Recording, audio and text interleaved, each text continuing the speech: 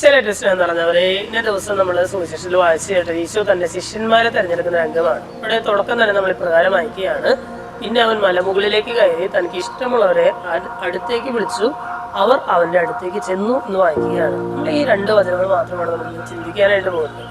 ഈശോ തനിക്ക് ഇഷ്ടമുള്ളവരെ അടുത്തേക്ക് വിളിക്കുന്നു, അവർ അവന്റെ അടുത്തേക്ക് വരുന്നു. സ്നേഹമുള്ളവർ, ഇത് നൂറ്റാണ്ടുകൾക്ക് മുമ്പ് സംഭവിച്ച ഒരൊറ്റപ്പെട്ട സംഭവമല്ല, മറിച്ച് ഇന്നും സഭയിൽ ഈ ദൈവവിളി സംഭവിക്കുന്നുണ്ട് എന്നുള്ളതാണ്. ദൈവം അവന് ഇഷ്ടമുള്ളവരെ തന്റെ അടുത്തേക്ക് വിളിക്കുന്നുണ്ട്, അവർ അവന്റെ അടുത്തേക്ക് വരുന്നു. പക്ഷെ എല്ലാവരും അവന്റെ അടുത്തേക്ക് വരുന്നില്ല എന്നുള്ളതാണ് അല്ലേ. നമ്മൾ ആത്മീയ ജീവിതത്തിൽ നമ്മൾ മുന്നേറുമ്പോൾ നമ്മുടെ ആത്മീയ ജീവിതത്തെ കുറിച്ച് നമ്മൾ ചിന്തിക്കുമ്പോഴും നമുക്കിത് മനസ്സിലാകുന്നുണ്ട് അല്ലെ. ഒരു ഉദാഹരണം പറഞ്ഞാൽ, വിശുദ്ധ കുർബാനയെ സംബന്ധിക്കാനായിട്ട് ദൈവം തനിക്ക് ഇഷ്ടമുള്ളവരെ അടുത്തേക്ക് വിളിക്കുന്നുണ്ട്. പക്ഷെ പണ്ട് ശിഷ്യന്മാർ ചെന്നതുപോലെ എല്ലാവരും അവന്റെ അടുത്തേക്ക് പോകുന്നില്ല. എല്ലാവർക്കും അങ്ങനത്തെ ഒരു ആഗ്രഹമൊക്കെ വരുന്നുണ്ട്, ഒരു ഉൾവിളിയൊക്കെ വരുന്നുണ്ട്. ഇന്ന് വിശുദ്ധ കുർബാനയെ സംബന്ധിക്കണം, അല്ലെങ്കിൽ കിടക്കുന്നതിന് മുമ്പ് നമ്മൾ പറയും നാളെ വിശുദ്ധ കുർബാനയ്ക്ക് എന്തായാലും പോകണം എന്നൊക്കെ പറയും. ഒരു പക്ഷെ കൃത്യസമയത്ത് നമ്മൾ എണീക്കുകയും ചെയ്യും.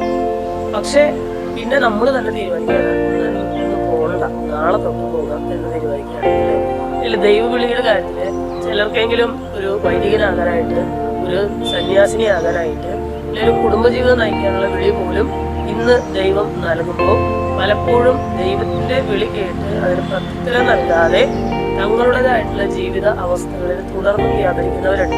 നമ്മൾ ഇന്നത്തെ ഈ വചനഭാഗം, ഈ രണ്ട് വചനങ്ങൾ കേട്ട് കഴിയുമ്പോൾ നമ്മൾ പ്രാർത്ഥിക്കേണ്ട ശക്തമായൊരു മേഖല എന്ന് പറഞ്ഞാൽ, ദൈവം വിളിക്കുന്നതിനനുസരിച്ച് അതിന് പ്രത്യുത്തരം നൽകി, ദൈവം വിളിക്ക് പ്രത്യുത്തരം നൽകി ജീവിതം സമർപ്പിക്കാനായിട്ട് നിൽക്കുന്ന നമ്മുടെ ഈ വചനങ്ങൾക്ക് നമ്മുടെ മക്കൾക്ക് വേണ്ടി നമ്മൾ പ്രാർത്ഥിക്കണം.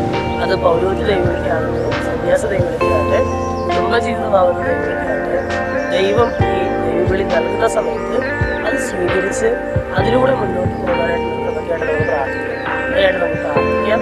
ഈ രണ്ട് വചനങ്ങൾ നമ്മൾ മനസ്സിലാക്കിയാൽ അവൻ മലമുകളിലേക്ക് കയറി തനിക്ക് ഇഷ്ടമുള്ളവരെ തൻ്റെ അടുത്തേക്ക് വിളിച്ചു, അവർ അവൻ്റെ അടുത്തേക്ക് ചെന്നു. ഇഷ്ടമുള്ളവരെ ഈ വചനം ധ്യാനിച്ച് നമുക്ക് പ്രാർത്ഥിക്കാം. എല്ലാവരെയും സമൃദ്ധമായിട്ട്